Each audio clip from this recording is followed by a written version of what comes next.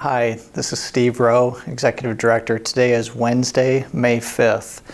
I've got a few things that I'm going to talk about this morning, and I want to start with providing an update to what Kim communicated last Thursday.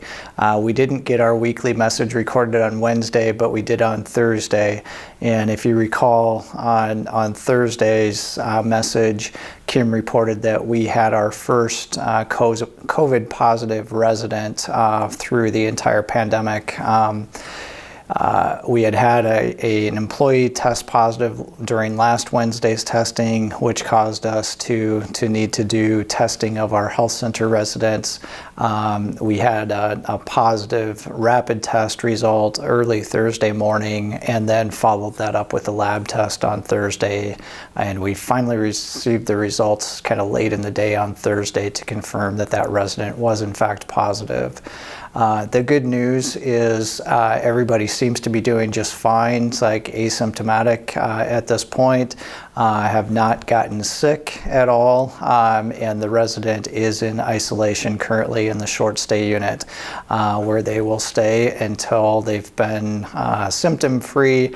I think it's for at least 10 days that we need to keep that person in isolation to make sure that we don't potentially spread.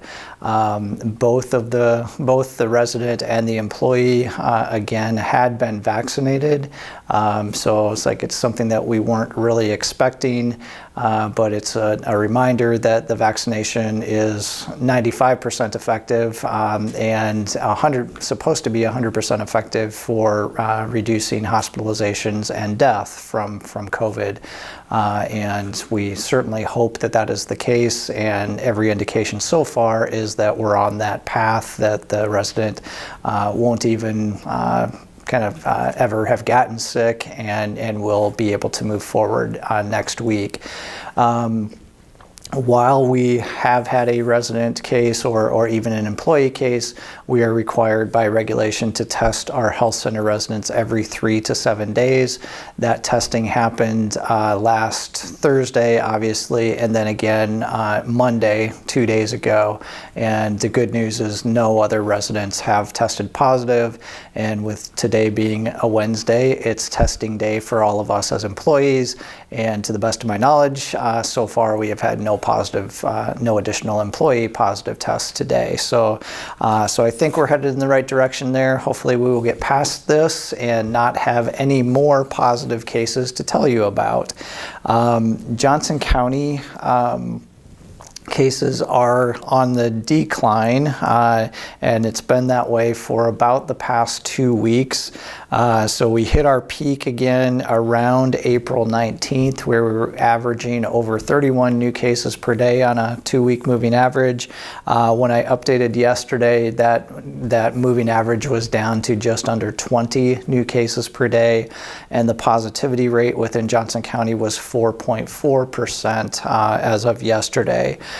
So that's certainly trending in the right direction for us, and we'll want to get the numbers down significantly lower before we talk about relaxing restrictions, but that's where we are. We'll continue to hold fast with allowing visitors into apartments only, and hopefully sometime in the near future we'll be able to relax that and allow you to have guests dine with you as you use our restaurants. I want to spend the last couple of minutes here talking about a situation. If you haven't already checked your mailbox today, there is a note from me to let all of our residents, and then I've shared this with our employees as well, to let you know that Ken Carlson, our Director of Building and Grounds, is no longer employed at Oak Knoll. This happened fairly suddenly, and it's an employment situation which I can't really talk about. It's like I can't give you any details on that. What I want to assure you of is we will continue to provide service to everybody. And I'm in process of working with our maintenance department to just try to identify what's all outstanding right now, and encourage you to let me know if there are things that you were working with Ken on that have not been completed. We just need to know about those things so that we can accomplish them for you. Again, regular service requests, my light bulb needs to be changed, or just kind of routine things. The most effective way to get those things handled is to call the 5000 hotline. The maintenance hotline, dial 5000. You'll get voicemail, and that message gets picked up very frequently throughout the course of the day.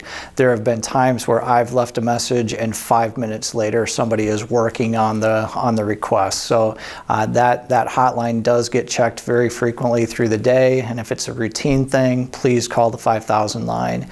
If it's a non-routine emergency type situation, my toilet is overflowing, or there's a leak in my apartment, those types of things, we want you to contact the reception desk. Just dial 0 and they will radio to somebody in maintenance. And it's like, we don't want to have overflowing toilets going any longer than is necessary. So please contact the receptionist, and they will radio for help. And finally, if you have any other types of service requests outstanding with maintenance right now, where you had been talking with Ken about an idea or a project, something unique to your apartment or your situation, I just really need to know what those things are so that we can get those taken care of for you as quickly as possible. We'll work our best to accommodate everybody and get things taken care of as quickly as we possibly can for you. If you have any questions, please contact me. If you have any service requests, please contact either the maintenance hotline, the reception desk, or me, depending on what it is. I think that's it for today. Hope you're all doing well, and we'll talk with you again in 2 weeks.